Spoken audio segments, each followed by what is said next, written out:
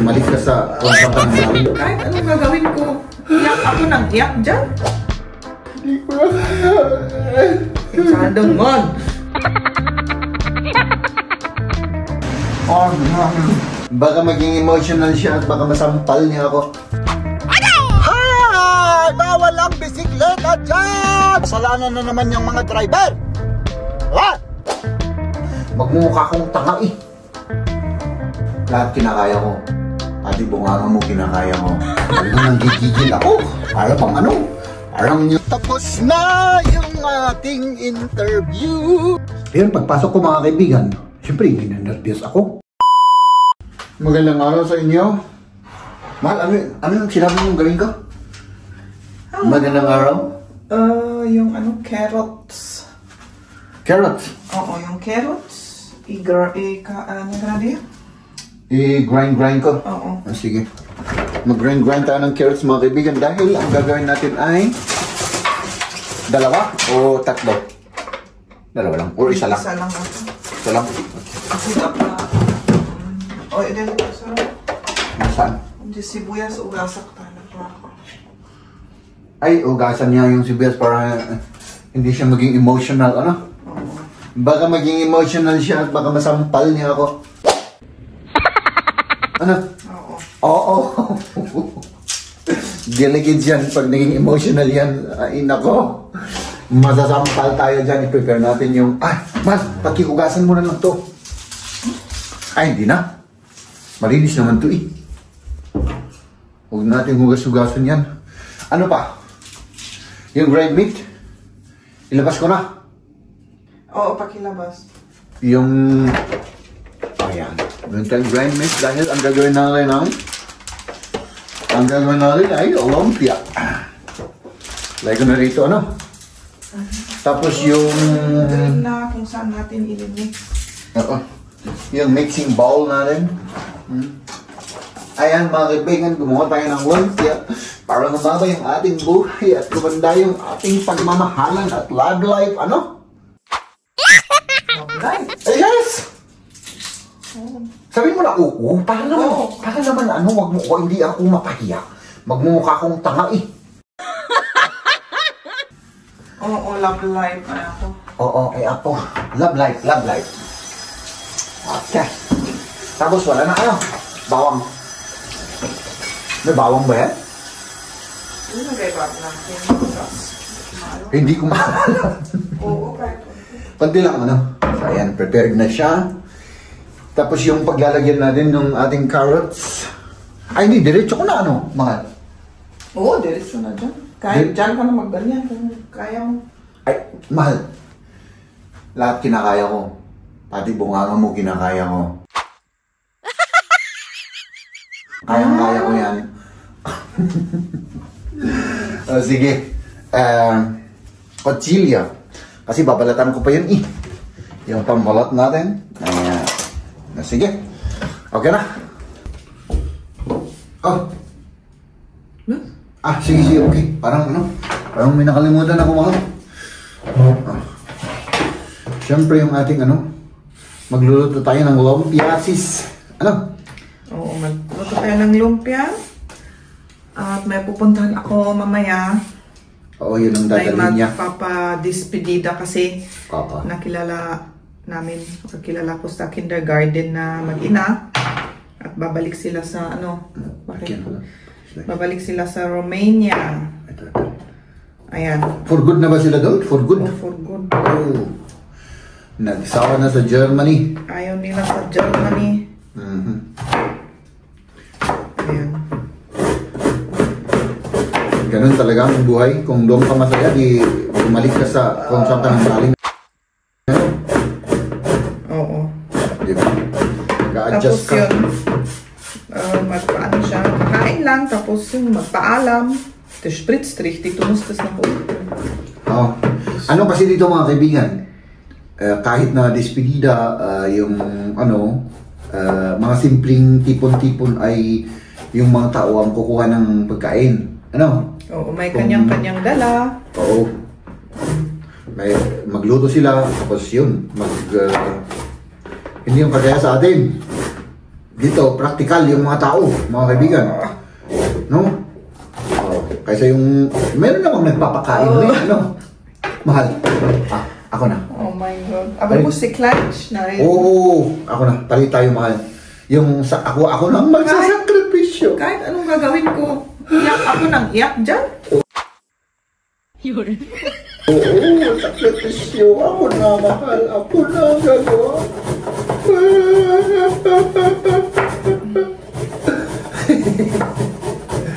Wala, talaga. Ako rin, talagang itinatakwil ako ng sibuyas, mahal. Iyak ka rin? Ay, siyempre. Iyakin pa naman ako, di ba?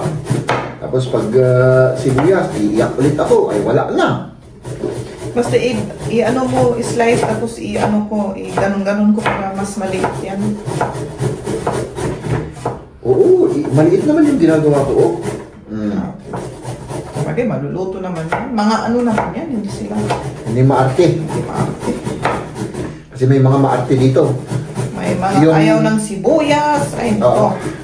Yung maliit na slice ng sibuyas, hindi kinakain. Yung gusto lang yung malalaking sibuyas. Parang ano ba? Hindi kumakain ng kamatis. O mga taong yan. Hindi, merong may taong kumakain ng kamatis pero kailangan luto. Or may luto. May anong magaw? May mga hindi gusto, di ba? Oo. Dito kasi kapag hindi gusto, hindi gusto. Oo, pinipilit. Oo, at saka hindi kagaya sa atin na ang arte-arte mo. Kaya minsan napipilitan kang kumain, di ba? Oo, para hindi sila sabihin na ang arte mo. Oo, para hindi ka lang makantsawan, gano'n. Makantsawan, oo, para kakantsawan tayo. Oh my God. Ikaw rin, hindi pala ako lang. Hindi ko na kaya. Isadong mon! Ako, wala lang sasabihin ng mga kapitbahay natin dyan. Pwede tawag sila ng polis, baka sabi nila, battered husband ako. Ano? Oo, battered husband. Yung ano natin dyan, nakakatakot pala yung neighbor natin na babae. Pinapaiyak palagi yung kanyang asawa. Sabi nila, Tama na ba yan? Oo, bakit? Lating ko pa. Ngayon yung karami. Oo. Kuha ako ng bawang. Kaunting bawang. Kaunti lang. Tapos, yun lang naman. I-prepare na natin to. Balot-balutin natin. Timplahan natin. Ayan, nandito yung grind meat natin at ititimplahin ni Jem. Titimplahan ko lang naman. Ito, ito yung magic natin. Konti lang para hindi siya kaunting-kaunti lang talaga. Kasi ito medyo dami-damihan natin ng kaunti. Para medyo spicy. Oo. Parang ito yung talagang sikreto dito sa lumpia. Kumain kayo ng lumpia, mga kaibigan, lalong-lalo na ikaw, mahal. Magiging spicy mamayang gabi. Oo. Maniwala ka sa akin. Tapos, kaunting asin. Kaunting asin lang naman. Huwag nating damihan kasi siyempre may soy na siya eh. Yun lang. Tapos i-mix-mix lang natin, mga kaibigan. Yung oyster sauce? Oo, i-mix-mix ko muna. Dahil yun ang pinaka-ano dyan eh. Para muna siya. Mag-sink in muna yung lasa. Tapos lagyan natin ng oyster sauce. Pero lagyan ko na ngayon kasi naka-video tayo eh. Para naman siya. Hindi makat yung ating video. Pwede na rin yan. Isudeta? Siyempre, oyster sauce. Thick oyster sauce. Ito yung parang mukha ko rin to. Thick. Yung thick ang aking pagmumukha. Gano'n lang. With feelings. Yung tansyado ba? Tapos medyo iganon niya. Tapos isara siya para hindi magkalat dito. Very good. Siyempre, natutunan ko sa'yo eh. Kailangan magganon eh. Para hindi ako mapagalitan. Yun lang naman ang purpose ko. Ganun lang. Tapos i-mix-mix natin. Wala na siyang green vegetable, pero okay na yan. Kasi yung iba, mahal, dinadagdagan rin ng beans ito. Yung, oo. Yun lang. Pero ganyan lang ang natin. Oo, Simple lang. oo, siyempre. Oo, di ba? Ganun lang tayo. Oo. Tapos balot-balutin na natin at ipirito na natin. Ano, mahal? Grabe, talagang nanggigigil ako. Para bang parang yung mga panahon na yung bang virgin ako noon.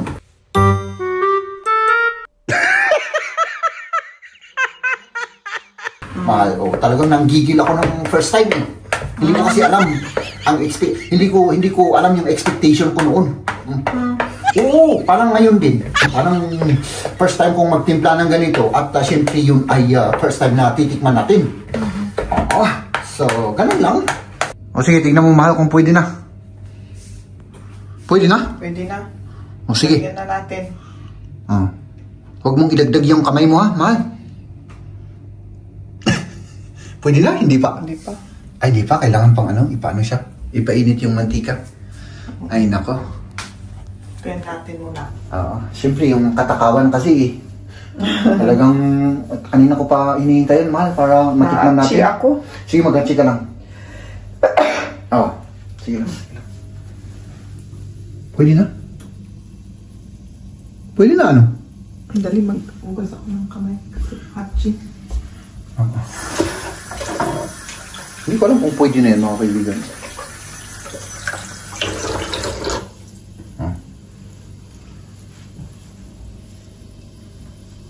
Medyo hintay pa ng konti. Konti pa. So, ayan, mga kaibigan. Hintay pa tayo. Tapos, syempre, yung hihintayin natin ay yung titikman natin yung pagkain. Mga kaibigan.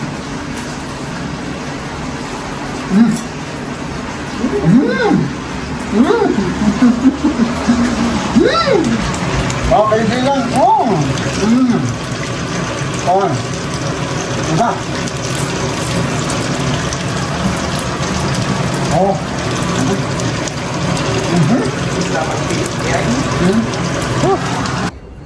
Mga kaibigan ko, syempre tayo ay tapos na yung ating interview sa ating inaplayan.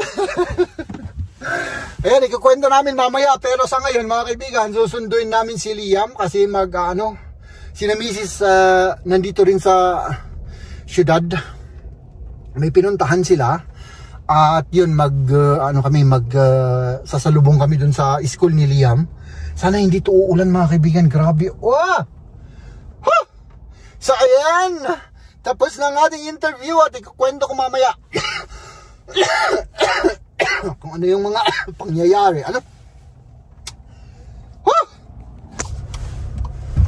Kailangan mag-ingat tayo rito mga kaibigan kasi hindi ko alam kung saan galing yung mga tao. Gamit ba ang sasakyan? Gamit ba ang kanilang mga paa? O kaya hindi ko alam. Kaya mag-ingat tayo rito. So ayan mga kaibigan, no? Ay nako, grabe. Ninervyos ako ng matindi mga kaibigan. Pero okay lang. At least natapos na yung interview, no? So tignan natin. Sana hindi to uulan mga kaibigan, no? Tingnan nyo naman dyan sa taas.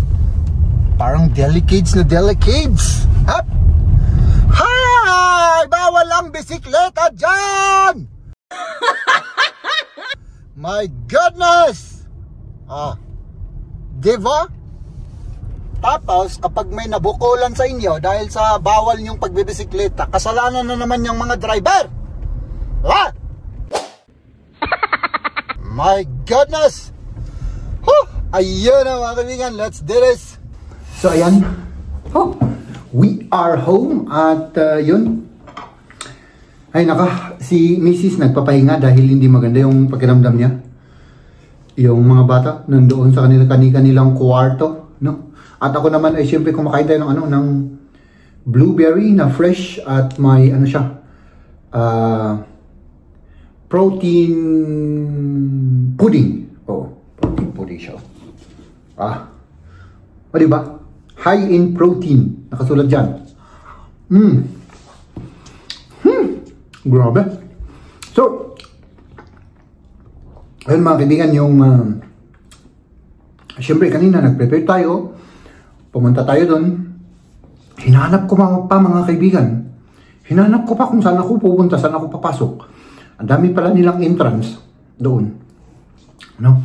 At yun, pagpasok ko doon sa room, ay syempre naghihintay ako doon sa hallway para matapos yung isang ini-interview bago ako. Pagkatapos nun, kinuha ko siya yung siya yung magiging yung pinaka-boss, no? Tapos sabi niya, pumunta ka doon sa loob, nandun naghihintay yung mga yung mga kasamahan ko at meron lang akong gagawin, sabi niya. Yun.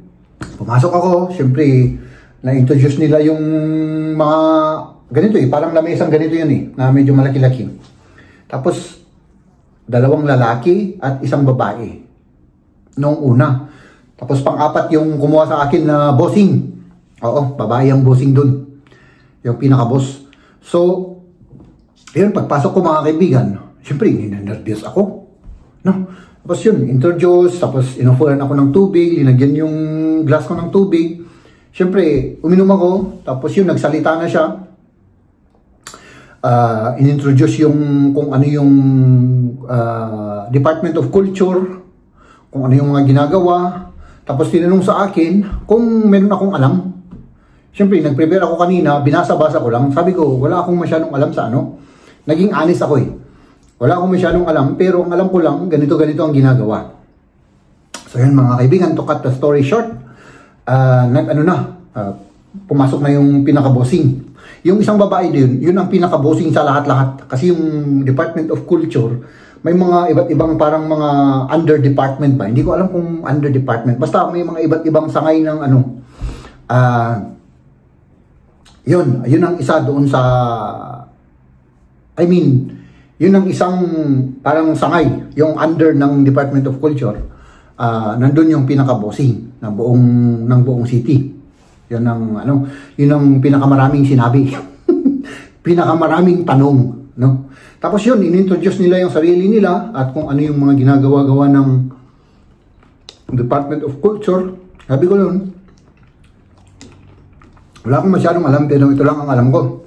Ganito ang ginagawa. Tapos, yun. Tinanong kaagad niya kung ano yung may i-offer ko kapag ako yung kinuha nila. So, yun. Nagsimula ako sa mga experience ko dito. Kunento ko lahat yung mga experience ko sa trabaho at yung mga napagdaanan ko. Yan. Tapos sa bandang huli, sabi ko, yun, lahat yun, pwede kong maibigay na serbisyo. Unang-una sa lahat, yung, yung halos job description talagang halos parehas. So, meron na akong experience.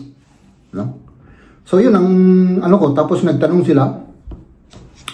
Yung tinanong ng boss doon, yung pangalawang boss na babae, sabi niya, ano naman ang gagawin mo kapag halimbawa may, kumbaga, yun bang, hindi naman sa manggugulo, pero may mga customer na mahirap isatisfy. O yun, sabi ko, ganito, dapat, dapat pakinggan muna, ganun, kung ano yung kailangan. Baka nangangailangan lang ng kaunting tulong, tutulungan, tapos ang hindi na ako makikipag-discuss ba? Pataasan ng level. Sabi ko, yun ang isang question nila. Tapos, yun lang naman. Hindi naman mahaba yung namin. Tapos, ang mahaba doon, noong kwento ko lahat ang may offer ko, yung pwede kong gawin. At yun, tinanong nila kung paano naman sa pagka halimbawa kailangan ka namin kapag holiday. Sabi ko, okay lang. Napag-usapan na namin yan ng aking asawa. Sabi ko, walang problema sa akin yan. Okay, so ready ka ba na kung halimbawa hindi mo alam ang isang bagay, pag-aaralin ka namin? Sabi ko, oo, syempre naman. Yun. Tapos, yun, pinag-usapan namin syempre yung sahod. Syempre, yun ang pinaka-importante . Yun ang mga tinanong ko, kung magkano sahod ko, kung ano yung mga posibleng mangyari in the future, kung paradagdagan ba, kung ano yung, paano yung ano. Yun. Yun lang, ang mga kwinento ko. Tapos, ano pa? Wala na. Short lang, short yung interview namin. No? At saka nakasulat naman doon sa aking application form. Kasi yung ginawa ko, o yung ginagawa, merong parang front page ng application form, 3 pahina yun eh. Isulat mo lahat yung mga experience mo, kung ano yung may offer mo, ganun.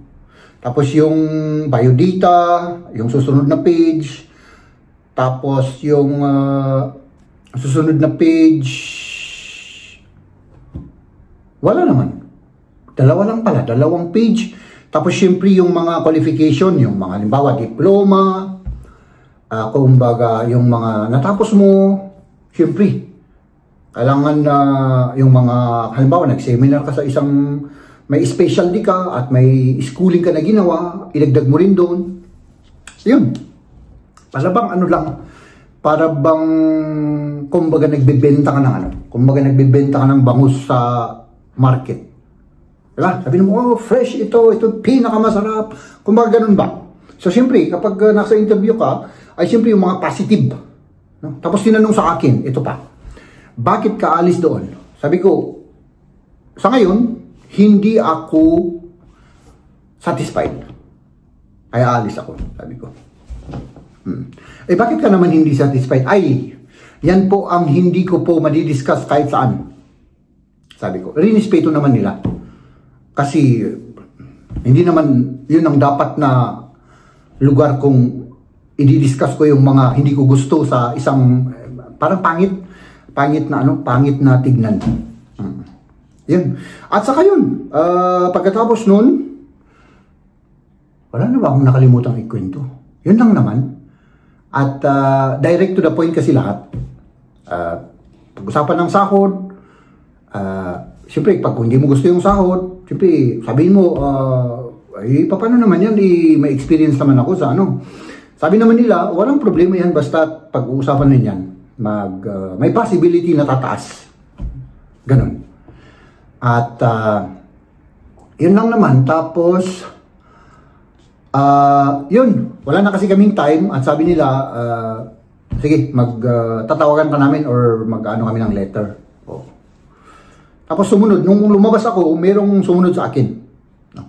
Ang ano ko lang, hindi naman sa nag-ano ako ha, nagmamalit ako ng tao, pero kasi pag interview yun, nung nauna sa akin, naka-short pant lang, naka-short pant, naka-t-shirt ng, ewan ko kung anong nakasulat dyan, Metallica yata. So sabi ko, bakit ganun pumupunta sila sa interview, gobyerno yun? So, yung sumunod naman sa akin, naka-t-shirt din na parang, ewan ko, parang tumakbo ng 10 kilometers bago pumunta ron, pawis na pawis at saka ano, siguro ako lang ang medyo, baka overdressed ako, baka yun ang sabihin nila. So, yun. Wala akong naramdaman nakakaiba. Maganda naman kasi, siyempre, naranasan ko ng, noong interview dito sa, naranasan ko na rin na ma-interview, ganun, ma-experience na rin ako. At ang importante naman direct to the point at saka honesty. So, yun, naging honest lang ako. Sinabi ko, hindi ko sana sasagutin kung bakit ako, kasi hindi kailangan sagutin. Pero sinabi ko, okay, dahil honest ako, pero hindi ko sasabihin kung bakit. Yun ang sinabi ko. Kung bakit ako gustong umalis sa trabaho ko ngayon. Basta sinabi ko lang na hindi ako kontento. Yun lang mga kaibigan, no? At yun.